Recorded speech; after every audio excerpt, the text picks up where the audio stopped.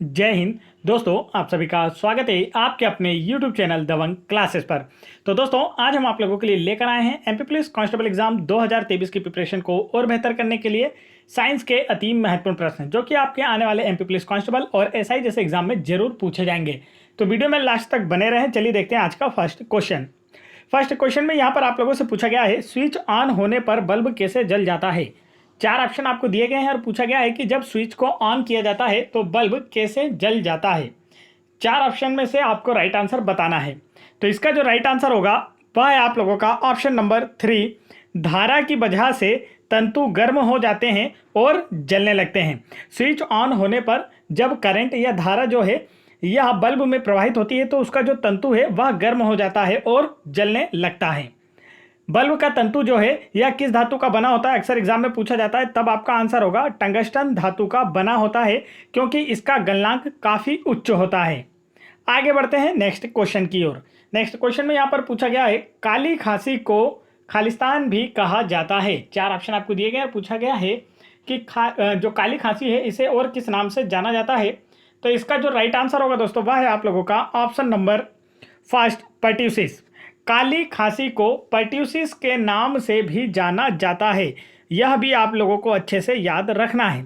काली खांसी या कुकुर खांसी जो है यह जीवाणु संक्रमण से उत्पन्न रोग है जो बच्चों की श्वसन प्रणाली को प्रभावित करता है। बढ़ते हैं नेक्स्ट क्वेश्चन की ओर। नेक्स्ट क्वेश्चन में यहाँ पर आप लोगों से पूछा गया है, एंटीबायोटिक क्या है। चार ऑप्शन आपको दिए गए हैं और पूछा गया है जो एंटीबायोटिक हैं वह क्या होते हैं। राइट आंसर होगा ऑप्शन नंबर 3, फफूंदी और फफूंदी जैसे जीवों से तैयार की गई जो दवाएं हैं वह एंटीबायोटिक्स कहलाती हैं। दुनिया की पहली एंटीबायोटिक्स मेडिसिन जो है वह पेनिसिलिन है, और जिसकी खोज जो है वह किसने की थी अगर आपसे पूछा जाए तब आपका आंसर होगा अलेक्जेंडर फ्लेमिंग ने। आगे बढ़ते हैं नेक्स्ट क्वेश्चन की ओर। नेक्स्ट क्वेश्चन में यहाँ पर आप लोगों से पूछा जा रहा है, बिना बुझे चूने का रासायनिक नाम क्या है। चार ऑप्शन आपको दिए गए हैं, और यदि आप लोग हमारा डेली वीडियोस देख रहे हैं तो इसका आंसर आसानी से कर पाएंगे, क्योंकि कल ही के वीडियो में मैंने आप लोगों को बताया था बुझे और बिना बुझे चूने के फार्मूले और उनका रासायनिक नाम। तो इसका जो राइट आंसर है वह है आप लोगों का ऑप्शन नंबर 4, कैल्शियम ऑक्साइड। बिना बुझे चूने का जो फॉर्मूला है वह CaO होता है, जिसे कैल्शियम ऑक्साइड कहा जाता है, और बुझे हुए चूने का जो फार्मूला है OH होल ट्वाइस होता है। यह आपको याद रखना, और इसे कैल्शियम हाइड्रोक्साइड कहा जाता है। आगे चलते हैं नेक्स्ट क्वेश्चन की ओर। नेक्स्ट क्वेश्चन में यहाँ पर आप लोगों से पूछा गया है, ऊर्जा के पारंपरिक स्रोत का दूसरा नाम क्या है। ऊर्जा के पारंपरिक स्रोत का दूसरा नाम क्या है। तो इसका जो करेक्ट आंसर होगा वह है आप लोगों का ऑप्शन नंबर 2, ऊर्जा के गैर नवीकरणीय स्रोत। ऊर्जा के पारंपरिक स्रोत का दूसरा नाम ऊर्जा के गैर नवीकरणीय स्रोत है। पृथ्वी पर खनिज और धातु अयस्क, जीवाश्म ईंधन, कोयला, पेट्रोलियम और प्राकृतिक गैस, ये सभी जो हैं गैर नवीकरणीय संसाधन हैं। आगे बढ़ते हैं नेक्स्ट क्वेश्चन की ओर। नेक्स्ट क्वेश्चन में यहाँ पर पूछा जा रहा है, निम्नलिखित में से कौन सा ध्वनि की लाउडनेस या सॉफ्टनेस को निर्धारित करता है। तो इसका जो करेक्ट आंसर होगा वह है आप लोगों का ऑप्शन नंबर 4, आयाम। आयाम जो होता है यह ध्वनि की लाउडनेस और सॉफ्टनेस को निर्धारित करता है। किसी तरंग के संचरण में माध्यम के कणों का संतुलन की स्थिति में अधिकतम विस्थापन जो है वह आयाम कहलाता है। आगे बढ़ते हैं नेक्स्ट क्वेश्चन की ओर। नेक्स्ट क्वेश्चन में यहाँ पर आप लोगों से पूछा जा रहा है, खालिस्तान के अणुओं के बीच आकर्षण बल अधिकतम होता है। चार ऑप्शन आपको दिए गए हैं, ठोस, द्रव, गैस, द्रव और गैस दोनों। इनमें से बताना है कि किसके अणुओं के मध्य आकर्षण बल अधिकतम होता है। तो इसका जो राइट आंसर है वह है आप लोगों का ऑप्शन नंबर 1, ठोस। ठोसों के कण परस्पर नजदीक होते हैं, इसलिए इनके अणुओं के मध्य परस्पर आकर्षण बल अधिक होता है, और यही अधिक आकर्षण बल ठोसों को एक निश्चित आकृति प्रदान करता है। आगे चलते हैं नेक्स्ट क्वेश्चन की ओर। नेक्स्ट क्वेश्चन में यहाँ पर आप लोगों से पूछा जा रहा है, इनमें से कौन सा हृदय की समस्या का निदान करने में मदद करता है। चार ऑप्शन आपको दिए गए और पूछा गया इनमें से कौन सा एक टेस्ट है या एक उपचार है जो कि हृदय की समस्या का निदान करता है। तो इसका जो राइट आंसर है वह है आप लोगों का ऑप्शन नंबर 3, ECG। ECG का फुल फॉर्म होता है इलेक्ट्रोकार्डियोग्राम। यह एक टेस्ट है जिसमें मशीनों के द्वारा हृदय रोगों का पता लगाया जाता है। आगे चलते हैं नेक्स्ट क्वेश्चन की ओर। नेक्स्ट क्वेश्चन में यहाँ पर आप लोगों से पूछा गया है, प्रकाश संश्लेषण की प्रक्रिया में मदद करने के लिए हरी पत्तियों में कौन सा पदार्थ मौजूद होता है। 4 ऑप्शन आपको दिए जा रहे हैं, राइट आंसर आप लोगों को बताना है। तो करेक्ट आंसर होगा ऑप्शन नंबर 4, क्लोरोफिल। प्रकाश संश्लेषण की प्रक्रिया में मदद करने के लिए हरी पत्तियों में क्लोरोफिल पदार्थ मौजूद होता है। इसे पर्णहरित या हरित लवक भी कहा जाता है। इसकी उपस्थिति से पत्तियों का रंग हरा होता है। यह प्रकाश संश्लेषण में सहायता करता है, जिसकी वजह से पौधे अपना भोजन बना पाते हैं। बढ़ते हैं दोस्तों नेक्स्ट क्वेश्चन की ओर। नेक्स्ट क्वेश्चन में यहाँ पर आप लोगों से पूछा जा रहा है, निम्नलिखित में से कौन सा बहुपरमाणुक है। 4 ऑप्शन आपको दिए गए हैं और पूछा गया इनमें से कौन सा एक बहुपरमाणुक है। राइट आंसर आपका होगा ऑप्शन नंबर 2, सल्फर जो है यह एक बहुपरमाणुक तत्व है। सल्फर का प्रतीक चिन्ह जो होता है वह एस होता है। इसका परमाणु क्रमांक जो है वह 16 होता है। ठीक है, ये एस है, एस फॉर सन, तो इसका परमाणु क्रमांक जो है 16 है। यह एक बहुपरमाणविक तत्व है। यह S8 अवस्था में पाया जाता है। ठीक है, तो इसके एक अणु में कितने परमाणु होते हैं, तो 8 परमाणु से मिलकर सल्फर का एक अणु बना होता है। तो यह S8 अवस्था में पाया जाता है। आपको काफ़ी अच्छे से याद रखना है, यह एक बहुपरमाणविक तत्व है। आगे चलते हैं नेक्स्ट क्वेश्चन की ओर। नेक्स्ट क्वेश्चन में देखिए यहाँ पर आप लोगों से पूछा जा रहा है, रदरफोर्ड परमाणु मॉडल के अनुसार इलेक्ट्रॉन किस पथ में नाभिक के चारों ओर घूमते हैं। 4 ऑप्शन आपको दिए गए हैं। दिए गए ऑप्शंस में से राइट आंसर आपको बताना है। करेक्ट आंसर होगा ऑप्शन नंबर 3, वृत्ताकार। जैसे कि ये मान लीजिए ये क्या है, नाभिक है, ये है नाभिक। अब इसके चारों ओर वृत्ताकार कक्ष में क्या घूमते हैं, तो आपका आंसर होगा इलेक्ट्रॉन घूमते हैं। कैसी कक्षा है इलेक्ट्रॉनों की घूमने की, तो आपका आंसर होगा वृत्ताकार कक्षा। और इस नाभिक के अंदर प्रोटॉन तथा न्यूट्रॉन पाए जाते हैं। इलेक्ट्रॉन पर ऋणावेश होता है। इसकी खोज जे थॉमसन ने की थी। आगे चलते हैं नेक्स्ट क्वेश्चन की ओर। नेक्स्ट क्वेश्चन की ओर बढ़ने से पहले दोस्तों मैं आप लोगों को बता दूं, यदि आप लोग MP police constable exam 2023, MP SI exam 2023 की प्रिपरेशन कर रहे हैं, तो आप हाल ही में एमपी गवर्नमेंट के द्वारा कंडक्ट कराई गई एमपी पुलिस कांस्टेबल एग्जाम 2022, अबकारी कांस्टेबल एग्जाम 2023, पटवारी एग्जाम 2023 और फॉरेस्ट एग्जाम 2023, जेल प्रेरी एग्जाम 2023 और ग्रुप 4 असिस्टेंट ग्रेड 3 एग्जाम 2023, इन सभी एग्जाम की पीडीएफ फाइल डाउनलोड करना चाहते हैं तो आप वीडियो के डिस्क्रिप्शन में दी गई लिंक पर क्लिक करके आसानी से डाउनलोड कर सकते हैं। और नहीं तो आप लोग इस नंबर पर व्हाट्सएप करके भी हमसे आसानी से अभी हाल ही में जितनी भी एग्ज़ाम कंडक्ट कराई गई हैं 2023 में, उन सभी की पीडीएफ फाइल प्राप्त कर सकते हैं, जिससे आपकी प्रिपरेशन बेहतर हो पाएगी और आने वाले एग्जाम में आप लोगों का भी सिलेक्शन हो पाएगा। आप लोगों की प्रिपरेशन को और बेहतर करने के लिए इन सभी एग्जाम की पीडीएफ फाइल को सब्जेक्ट वाइज रेडी कर दिया गया है। जैसे कि आपको एमपी पुलिस कांस्टेबल एग्जाम की तीनों सब्जेक्ट की पीडीएफ फाइल दिखाई दे रही होगी, साथ ही पटवारी एग्जाम की भी सभी सब्जेक्ट की पीडीएफ फाइल रेडी कर दी गई है और फॉरेस्ट एग्जाम की भी सभी सब्जेक्ट की पीडीएफ फाइल रेडी कर दी गई है। एमपीजीके की बेस्ट जो पीडीएफ है यह भी आप लोगों को देखने को मिल रही होगी। इससे एक भी क्वेश्चन एमपीजीके का बाहर नहीं जाने वाला, यहीं से सारे क्वेश्चन आपके एग्जाम में आएंगे। साइंस की 2250 प्लस क्वेश्चन की पीडीएफ फाइल, साइंस सबसे बेस्ट अभी तक व्यापम के द्वारा जो पूछा गया है, और अदर पीडीएफ भी जैसे कि एमपी अबकारी कांस्टेबल एग्जाम 2023 और ग्रुप 4 असिस्टेंट ग्रेड 3 एग्जाम 2023 की पीडीएफ भी आप लोगों को दिखाई दे रही होगी, जिसकी लिंक भी आपको वीडियो के डिस्क्रिप्शन में ही दी गई है। नहीं तो दिए गए नंबर पर व्हाट्सअप करके भी आप हमसे आसानी से सारी पीडीएफ प्राप्त कर सकते हैं, जिससे आपकी प्रिपरेशन बेहतर हो पाएगी और आने वाले एग्जाम में आप लोग भी सिलेक्शन ले पाएंगे। तो यहाँ पर देखिए नेक्स्ट क्वेश्चन पूछा है, भारत में परमाणु विस्फोटक उपकरणों का परीक्षण कहाँ किया जाता है। तो आप लोगों से पूछा जा रहा है कि भारत में परमाणु जो उपकरण है या परमाणु विस्फोटक उपकरण जो होते हैं, इनका उपयोग कहाँ किया जाता है परीक्षण। तो इसका राइट आंसर जो होगा वह है आप लोगों का ऑप्शन नंबर 2, पोखरण में किया जाता है। पोखरण राजस्थान में स्थित है।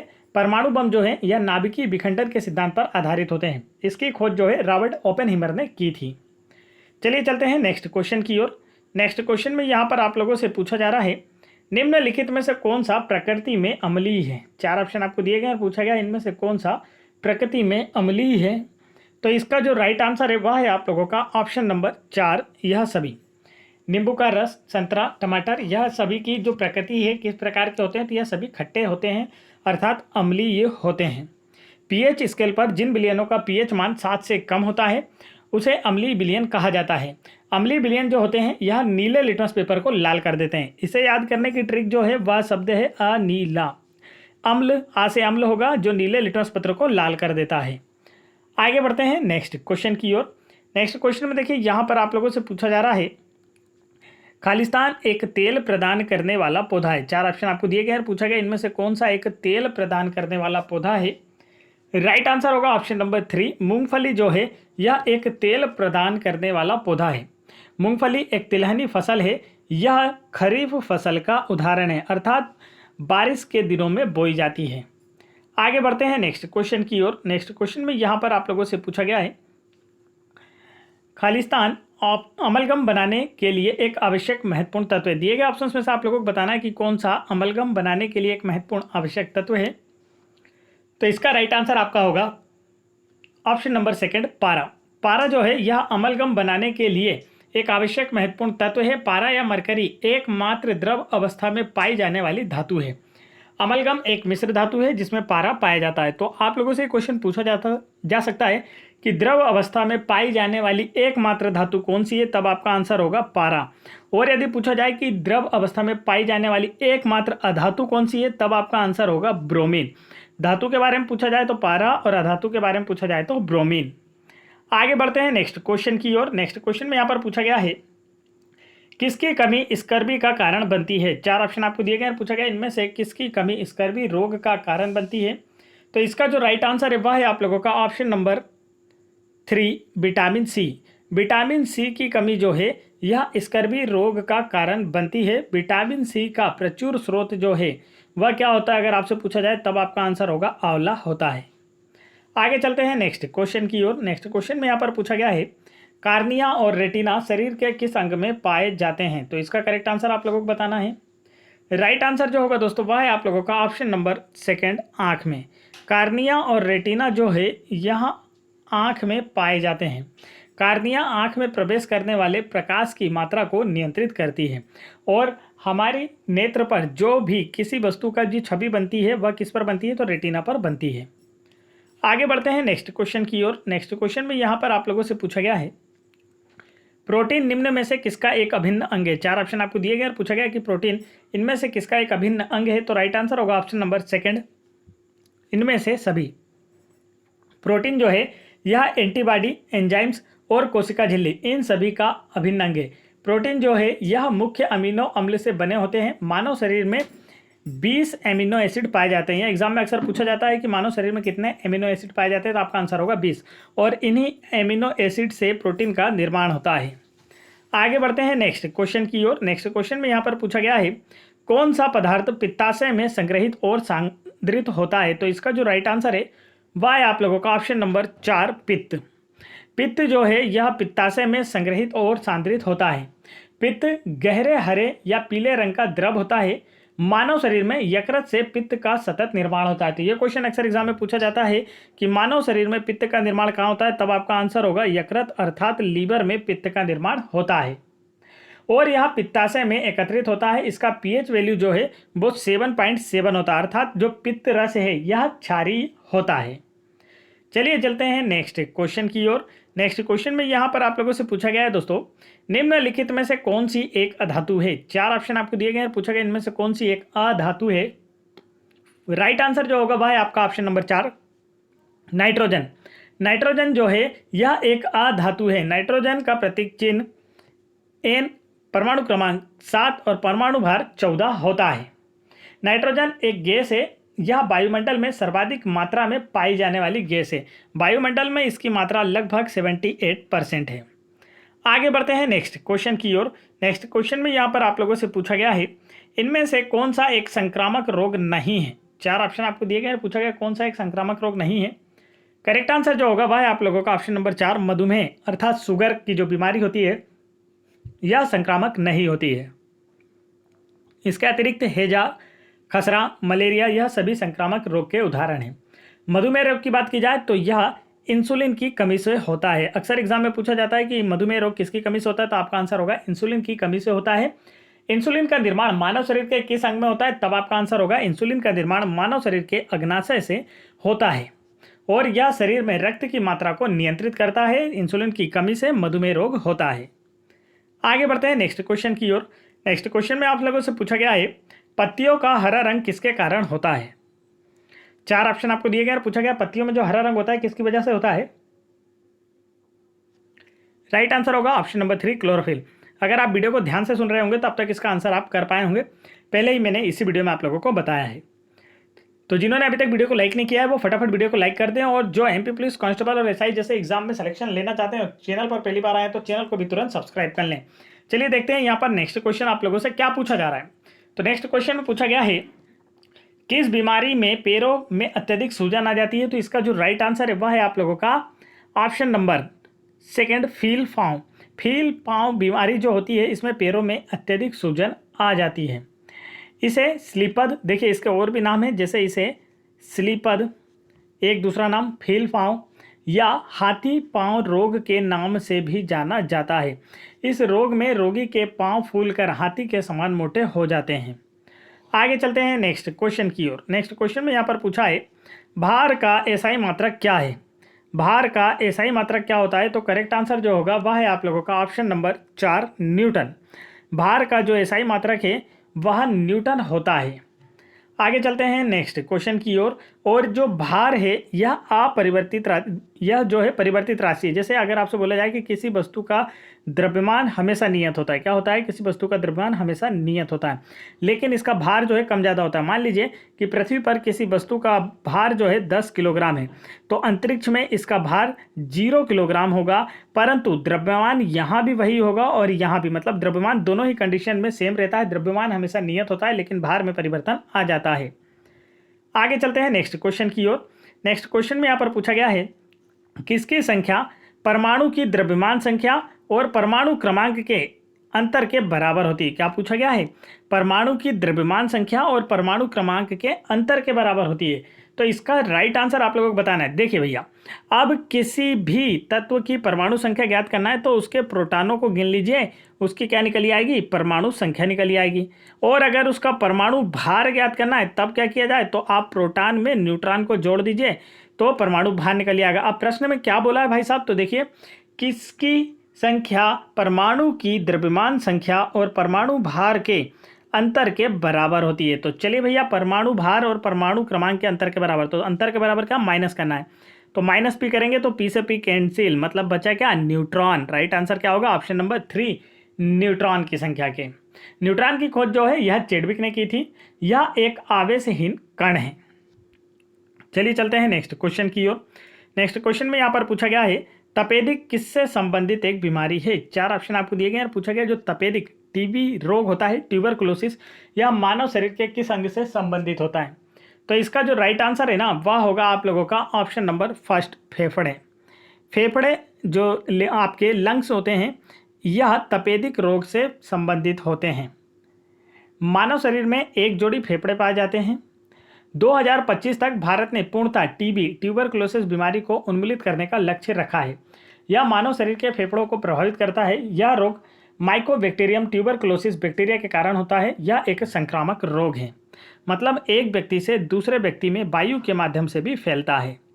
नेक्स्ट क्वेश्चन में आप लोगों से पूछा गया है कौन सा उपकरण ध्वनि तरंगों को विद्युत संकेतों में परिवर्तित करता है? ध्वनि तरंगों को विद्युत संकेतों में किसके द्वारा चेंज किया जाता है? तो राइट आंसर होगा आप लोगों का ऑप्शन नंबर 1 माइक्रोफोन। माइक्रोफोन जो होता है यह ध्वनि तरंगों को विद्युत संकेतों में परिवर्तित करता है। आप लोगों ने देखा होगा कि जैसे हम माइक्रोफोन का यूज़ करते हैं तो हम जो भी बात बोलते हैं वह ध्वनि तरंग होती है, और यह ध्वनि तरंग किस में चेंज हो जाती है? विद्युत संकेतों में चेंज होकर फिर लाउड स्पीकर में सुनाई देती है।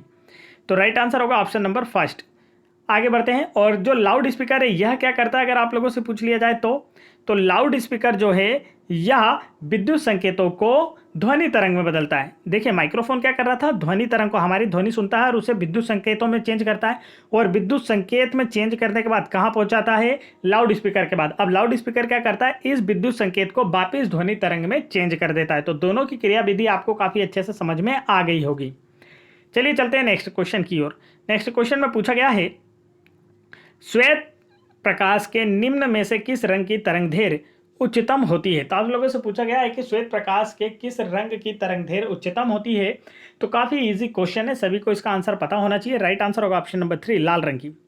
श्वेत प्रकाश में लाल रंग की तरंगदैर्घ्य सबसे अधिक उच्चतम होती है, और तथा बैंगनी रंग बैंगनी रंग की तरंगधैर्घ्य सबसे कम होती है, इसे भी आप लोगों को याद रखना है। श्वेत प्रकाश जो है यह 7 रंगों से मिलकर बना होता है और यह 7 रंग आप लोग इंद्रधनुष में देख सकते हैं जिससे श्वेत रंग बना होता है। नेक्स्ट क्वेश्चन देखिए, यहां पर आप लोगों से पूछा गया है निम्नलिखित में से कौन सा भौतिक परिवर्तन नहीं है। 4 ऑप्शन आपको दिए गए और पूछा गया इनमें से कौन सा एक भौतिक परिवर्तन नहीं है। तो राइट आंसर जो होगा वह आप लोगों का ऑप्शन नंबर 3, पदार्थों का किण्वन जो है यह भौतिक परिवर्तन का उदाहरण नहीं है, यह रासायनिक परिवर्तन का उदाहरण है। भौतिक परिवर्तन क्या होते हैं, तो यह देखिए जो भौतिक परिवर्तन, जब कोई पदार्थ एक अवस्था से दूसरी अवस्था में बदलकर पुनः पूर्व अवस्था या पहले जैसी अवस्था में आ जाता है तो इसे भौतिक परिवर्तन कहा जाता है। जैसे कि मान लीजिए बर्फ है, बर्फ पिघल कर क्या बन जाता है, पानी, और इसे जब ठंडा किया जाता है वापस क्या बन जाता है, बर्फ, मतलब पहले जैसी पूर्व अवस्था में आ गया। तो ये कैसा परिवर्तन हुआ, भौतिक परिवर्तन हुआ। गैसों का द्रव में द्रवीकरण, अब द्रव बना लिया गैसों को पहले, ठीक है, यहाँ पर अब द्रव को वापस गर्म करेंगे तो गैस बन जाएगा। द्रवों का गैसों में वाष्पीकरण, बिल्कुल सिंपल इजी। देखिए द्रव को गर्म करेंगे तो गैस बन जाएगी और गैस को ठंडी करेंगे तो वापस द्रव बन जाएगा संघनन विधि के द्वारा। तो इस प्रकार से आपसे पूछा गया था भौतिक परिवर्तन का उदाहरण नहीं है, तो आंसर होगा पदार्थों का किण्वन। जब पदार्थ एक अवस्था से दूसरी अवस्था में बदल जाता है और पुनः पहली अवस्था नहीं प्राप्त कर सकता तो ऐसे परिवर्तन को रासायनिक परिवर्तन कहते हैं। जैसे दूध से दही का बनना, एक बार आपने दूध से दही बना लिया तो दही से वापस दूध नहीं बना सकते हैं, तो ये रासायनिक परिवर्तन का उदाहरण होते हैं। नेक्स्ट क्वेश्चन देखिए, यहां पर आप लोगों से पूछा गया है 250 डिग्री सेंटीग्रेड पर पानी की भौतिक अवस्था क्या है। इजी सा क्वेश्चन है, आंसर आप सबका आ गया होगा ऑप्शन नंबर 4, यस। देखिए 100 डिग्री सेंटीग्रेड ताप पर ही पानी उबलने लगता है और किस में परिवर्तित होने लगता है, गैस में परिवर्तित होने लगता है। तो यहाँ तो 250 डिग्री की बात की गई है तो इसमें तो ऑलरेडी गैस में चेंज हो जाएगा। पानी जो है यह 0 डिग्री सेंटीग्रेड पर जमता है और 100 डिग्री सेंटीग्रेड पर गैस अवस्था में परिवर्तित होता है। तथा याद रहे कि 4 डिग्री सेंटीग्रेड, ये वाला सबसे खास है 4 डिग्री वाला, ठीक है, ये हमेशा पूछा जाता है। 4 डिग्री सेंटीग्रेड पर पानी का आयतन न्यूनतम तथा घनत्व अधिकतम होता है। 2 क्वेश्चन बनते हैं कि 4 डिग्री सेंटीग्रेड पर पानी का आयतन होता है, तो आंसर होगा न्यूनतम, और घनत्व होता है अधिकतम। दोनों अच्छे से आप लोगों को याद रखना है। तो ये थे आज के टॉप 30 क्वेश्चन जो कि हम आप लोगों के लिए लेकर आए थे। उम्मीद है आप लोगों को पसंद आए होंगे। और यहाँ पर हमने आप लोगों के लिए क्विज भी रखी जिसका आंसर आप लोगों को हमें कमेंट करके बताना है। आज की क्विज है, मवेशियों में मुख और पैरों के रोग किसके कारण होते हैं, तो इसका राइट आंसर आप लोगों को हमें बताना है। और आप लोगों को जितनी भी पीडीएफ दिखाई गई, अगर आप उन सभी को डाउनलोड करना चाहते हैं तो आप वीडियो के डिस्क्रिप्शन में दी गई लिंक पर क्लिक करके, नहीं तो इस व्हाट्सअप पर हमें व्हाट्सअप करके भी आसानी से सारी पीडीएफ प्राप्त कर सकते हैं, जिससे आपकी प्रिपरेशन बेहतर हो पाएगी और आने वाले एमपी पुलिस कांस्टेबल एसआई जैसे एग्जाम में आपका भी सिलेक्शन हो पाएगा। तो फटाफट वीडियो को लाइक करके चैनल को सब्सक्राइब करके बेल आइकन के बटन जरूर दबा लें ताकि ऐसे इंपॉर्टेंट एजुकेशनल वीडियो के नोटिफिकेशन आप तक आसानी से पहुंचते रहें। जय हिंद दोस्तों।